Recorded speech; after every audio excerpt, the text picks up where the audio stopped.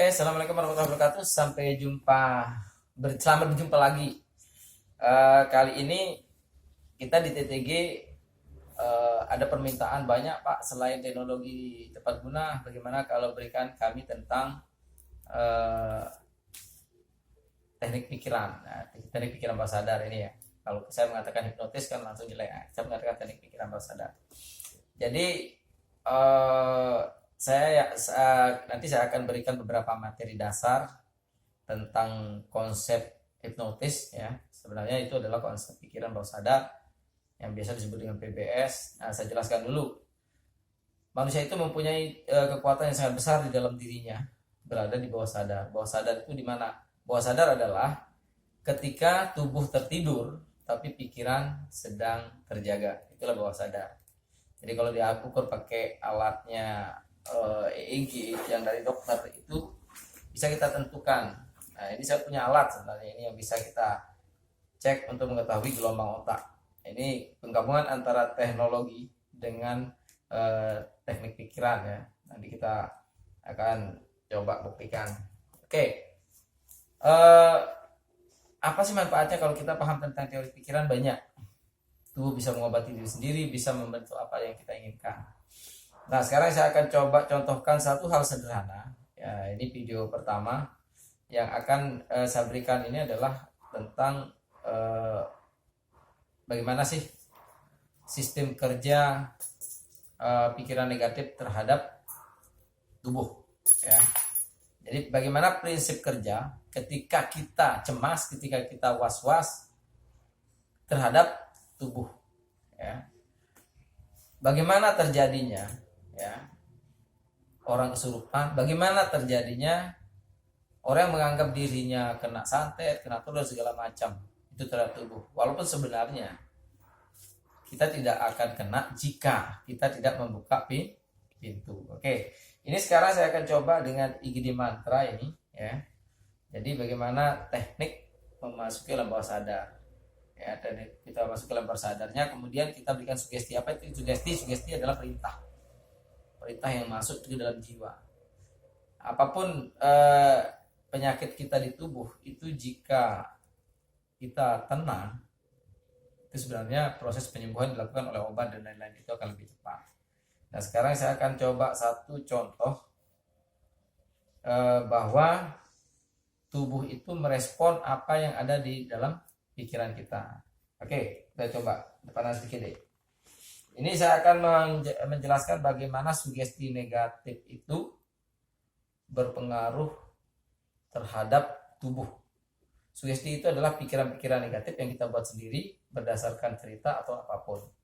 Karena banyak orang yang kebetulan saya bantu untuk menenangkan dirinya, untuk terapi, itu kebanyakan orang-orang yang mengatakan dirinya kena santet atau apa, itu sebenarnya tidak. Sebenarnya walaupun ada pun manusia itu sempurna. Jadi ketika dia kuat di dalam pikirannya, dia tidak akan bisa membuka, tidak bisa dimasuki oleh hal-hal yang lain, energi negatif yang ada selain yang ada di luar tubuhnya. Oke, kita coba sekarang. Oke, gede. Siap? Oke. Lihat tangan saya. Oke, deh. Nah, teknik yang saya gunakan ini adalah saya akan menggunakan teknik kejutan ya. Kita akan gunakan teknik kejutan. Saya kejutkan dia karena waktu orang terkejut itu dia akan ada pintu pikirannya terbuka sehingga kita masuk. Dari kejutan ya. Kelihatan saya tidur. Relax. Oke, tetap pertahankan diri. Oke. Jadi saya disuruh lihat tangan saya, itu kan dia tidak tahu kalau saya akan pukul keningnya tadi. Akhirnya begitu dia terkejut. Nah, inilah yang sering terjadi. Kenapa orang kesurupan? Orang kesurupan itu terjadi kenapa? Karena dia sempat ada kejadian buat jiwanya keluar dan terkejut, akhirnya masuklah introject, entah itu jin atau dirinya sendiri. Atau dia menganggap dirinya kena sihir atau apa. Oke, ini kita akan coba memberikan sugesti. Ya, kita akan memberikan sugesti bahwa nanti saya suruh minum air putih, dan air yang dia minum itu baru kita rubah sugestinya jadi yang lain. Oke deh, tarik nafas yang dalam, Tidur lebih dalam, relax. Oke. Ini memperdalam lagi lebih dalam. Semakin dalam kita meyakini satu hal yang negatif, maka dia akan semakin dalam bereaksi terhadap tubuh. Oke, saya hitung sudah tiga, buka mata segar dan sehat. Oke, sekarang buka matanya 1, 2, 3, segar sehat.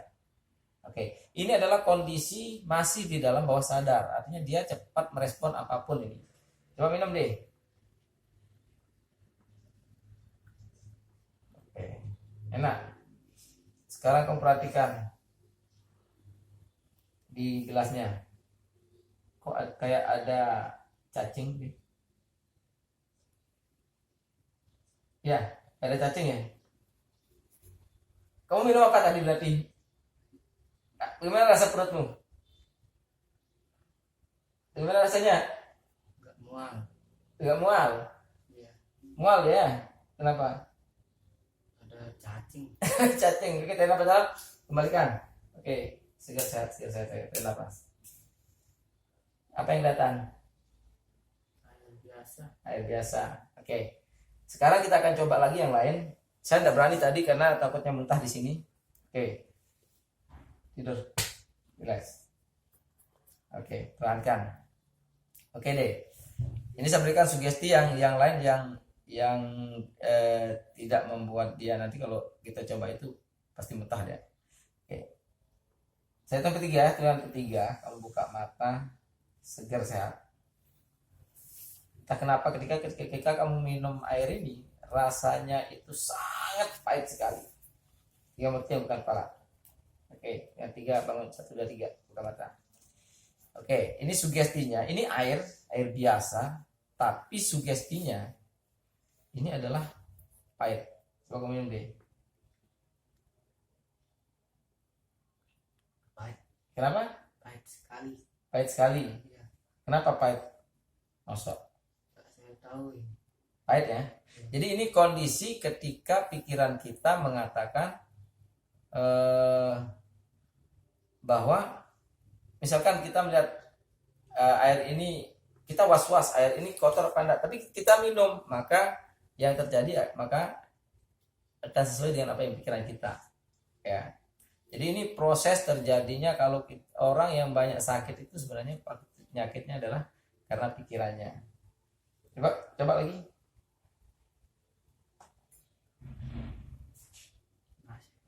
Masih pahit ya. Jadi ini tidak akan berhenti sebelum dia bisa mengalahkan sugesti yang pertama yang negatif itu dengan sugesti yang lebih positif ya. Coba sekarang lihat airnya. Air ini kalau disentuh sangat panas. Lihat saya, panas. Coba sentuh pakai telunjuk 100 derajat nih. Panas ya Pak. Panas. Iya. Gimana rasanya di tangan? Seperti itu kena minyak itu. Kena minyak itu rasanya? Iya. Oke. Perhatikan. Ini tangannya kelihatan gemetar. Getar tangannya nyentuh itu. Jadi reaksinya ke tubuh itu sangat luar biasa. Ya. Jadi karena dia sugesti di dalam pikirannya yang muncul yang saya berikan itu adalah ini air panas. Jadi rasanya kayak minyak. Lihat tangannya. Yang satu lagi lihat. Nah, yang bergetar adalah ini. Oke, carikan saya jarum. Untuk lebih jelasnya bagaimana pengaruh sugesti yang Anda berpikir negatif tentang suatu hal itu terjadi, kita pakai jarum sekarang. Nah, kita akan pakai jarum uji. Oke, tanganmu berhenti panasnya. Oke. Kita akan melihat refleks. Ini adalah pembelajaran supaya kita selalu menampilkan sugesti-sugesti yang positif di dalam pikiran kita. Ini dulu yang di awal ini, baru nanti kita akan bahas dari dasar seperti apa itu prinsip kerja dari alam bawah sadar. Bagaimana kita membentuk diri. Oke. Nah, sekarang saya akan memberikan sugesti. Sugesti ini sebenarnya sama dengan ketika dia berpikir bahwa tangannya ini mulai dari sini. Oke, lihat saya deh. tanganmu dari sini ke bawah mati rasa. Yang saya usap ini mati rasa. Mati rasa. Ini mati rasa. Yang ini tetap normal. Yang ini mati rasa. Mati rasa. Coba yang ini. Sakit tak? Ini mati rasa. Jadi sugestinya yang ini tidak, ini mati rasa. Mana kita tes pakai jarum. Kita lihat refleksnya. Julurkan tanganmu dua-duanya ke depan. Ini contoh pengaruh dari sugesti negatif terhadap tubuh. Ini mati rasa, yang ini enggak. Oke. Tusuk. Coba. Ini kita tusuk enggak, lihat refleksinya. Kenapa? Sakit ini. Ini sakit. Kalau ini? Enggak. Oke. Ini mati rasa, anti api, anti tembak segala macam. Ya, anti parang, anti api, anti tembak. Kita pakai anti api, anti bakar. Ya. Oke. Ini dari sini anti bakar. Ini pengaruh sugesti jika kuat di dalam tubuh. Tahankan tangan. Ini. Kita lihat refleksinya. Panas. Nah, ini bisa kita lihat bahwa ketika pikiran kita itu terhadap satu hal tidak terhadap tubuh, maka itu akan terjadi. Ya, ini anti api, anti tembak, anti parang dan anti bakar. Ya, nah lagi kita lihat yang satu ini. Oke, kita lihat yang ini. Nah, lihat refleksinya. Jadi kalau kita bohong, ya. Kalau ini bohong, refleksi itu tidak bisa dibohongi. Oke, untuk video kali ini itu saja. Nanti yang berikutnya kita akan memulai tentang bagaimana belajar dari awal tentang konsep pikiran, membangkitkan kekuatan yang ada dalam diri kita. Assalamualaikum warahmatullahi wabarakatuh.